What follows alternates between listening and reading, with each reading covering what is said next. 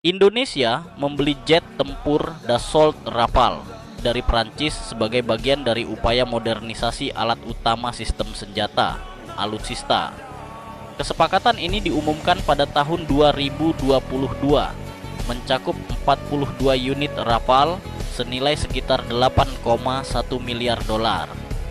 Rafale dipilih karena kemampuannya menjalankan berbagai misi multi-role seperti pertahanan udara, serangan darat, hingga pengintaian dengan teknologi mutakhir seperti radar ISA dan sistem peperangan elektronik canggih.